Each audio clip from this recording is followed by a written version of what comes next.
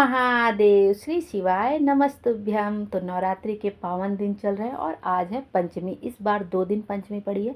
सोमवार के दिन भी पंचमी पड़ी थी और आज मंगलवार है, तो आज भी पंचमी पड़ी है।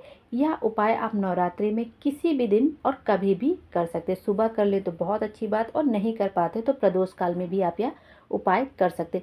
यह उपाय वह लोग कर सकते जिनके घर में धन संपदा की कमी हो, अपने धन में वृद्धि चाहते हो, कोई कर्ज चुकता नहीं हो, बहुत दिन से कर्ज बढ़ता जा रहा हो और वो चुका नहीं पा रहे, तो उसके लिए यह उपाय है। धन संपदा से जुड़ी हुई जितनी भी समस्याएं होती है उसके लिए यह उपाय है। कोई पैसा लेकर चला गया, आपने किसी पर भरोसा करके पैसा दे दिया और वो वापस नहीं कर रहा, तब आप यह उपाय कर सकते हैं। ये मेनली है कि धन संपदा में वृद्धि हो, कर्ज हमारा चुक जाए और हमारे घर में पैसों की बारिश हो। हम मेहनत करते हो, पैसे नहीं आते तो हमें बहुत बुरा लगता है। मेहनत हमें अपनी पूरी करनी है, बाकी सब भोले बाबा के ऊपर छोड़ देना है।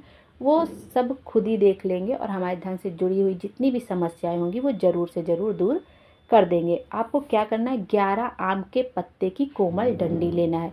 मतलब आम के पत्ते नहीं चाहिए इस उपाय के लिए, 11 आम की कोमल डंडी चाहिए। जो आप देखते हैं जो आम का पेड़ रहता है उसमें टहनी लगी होती है, पतली पतली डंडी लगी होती है, जो कोमल डंडी हो। इसके लिए हमें कोमल ही चाहिए।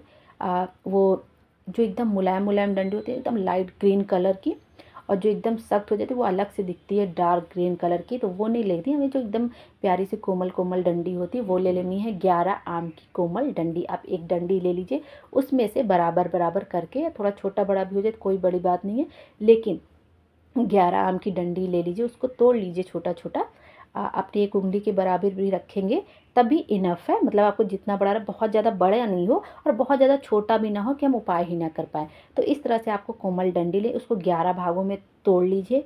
और आपको क्या करना है, उसको लेके और उसको आपको क्या करना है, 11 डंडी को आपके घर में कच्चा सूत हो तो कच्चा सूत, या मौली हो तो उससे बांध लीजिए अच्छे से कि डंडी इधर उधर गिरे नहीं। फिर वो 11 गिन के अच्छे से बांध लीजिए और थोड़ा सा शहद ले लीजिए, चाहे डिब्बी में ले लीजिए चाहे कटोरी में, जिस भी चीज़ में हो आप शहद ले लीजिए, और अपने घर के आसपास जो भी शिवालय हो वहाँ पे चले जाना है। अब आपको करना है कि यह उपाय कौन कर सकता है, जिसके ऊपर भी धन संपदा की कमी हो, या घर का मुख्य सदस्य हो उसके पास पैसों की कमी हो, या उसका कोई पैसा लेकर चला गया वापस नहीं करे, तो वह भी उपाय कर सकता है। या जिसके पास भी जिस भी कामना से वह उपाय कर रहा है धन संपदा का, घर में कोई भी कर सकता है यह उपाय। और आपको करना क्या है, नवरात्रि में एक ही दिन यह उपाय करना है। लेकिन यदि आप यह उपाय करते हो, मान लीजिए आपसे कोई गलती हो गई कर रहे या कोई चूक हो गई, तो आप दोबारा भी यह उपाय कर सकते हैं। लेकिन मेनली एक बार ही अच्छे से करिए और पूरी विश्वास और श्रद्धा के साथ करना है। 11 डंडी ले लेनी है, कोमल डंडी ले लेनी है, उसको कच्चा सूत या मौली से बांध लेना है और थोड़ा सा शहद लेना है,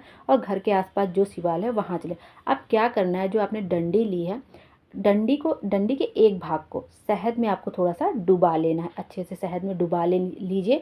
और मंदिर शिवलिंग के पास बैठ के श्री शिवाय नमस्तुभ्यम बोलते हुए, नमः शिवाय बोलते हुए, ओम नमः शिवाय बोलते हुए, माता अशोक सुंदरी के स्थान पर, माता अशोक सुंदरी का स्थान वहाँ जहाँ पर कभी कोई सर्प की आकृति बनी रहती है या मोटी सी लाइन रहती है, वहाँ पे माता अशोक सुंदरी का स्थान। अब माता अशोक सुंदरी के स्थान पर समर्पित करना, लेकिन समर्पित करने से पहले इस बात का ध्यान रखिएगा कि जो शहद की डंडी वाला भाग है वो शिवलिंग की तरफ होगा, शिवलिंग की तरफ की शहद की डंडी वाला भाग रहेगा।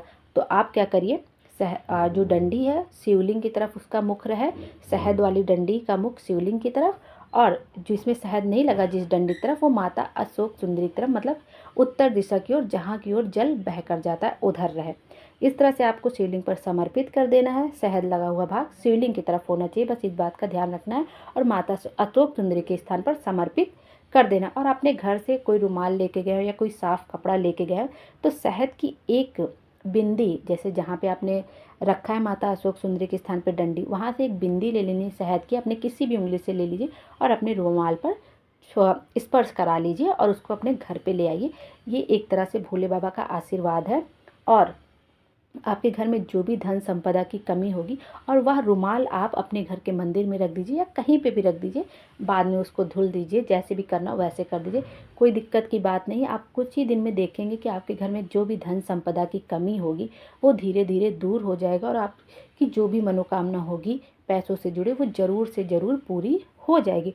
और जो आपका कर्ज लेके चला गया है, यदि आप उससे मिलने जाते हैं, अपने कर्ज के लिए वापस करने के लिए कहने जाते हैं कि उससे भाई इतने दिन हो गए मेरा कर्जा लेके गए हो मुझसे, अब तो वापस कर दो, तो आपको करना क्या है, वो रुमाल जिस पे आप शहद लगा के आए हैं उसको साथ में रख के उसके पास जाना है और उससे अपनी बात कहनी है। आप कुछ ही दिन में देखेंगे कि वो आपका जो पैसा लेके गया है वो ज़रूर से ज़रूर वापस कर देगा।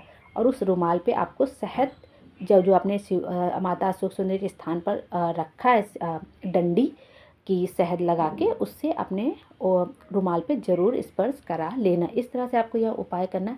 आप कुछ ही दिन में देखेंगे कि आपके पैसों से जुड़ी समस्याएं ज़रूर सॉल्व हो जाएंगी। श्री शिवाय नमस्तुभ्यम। हर हर महादेव। भोले बाबा हम सबकी मनोकामना पूरी करें, हमारे जीवन को खुशियों से भर दे। Thank you.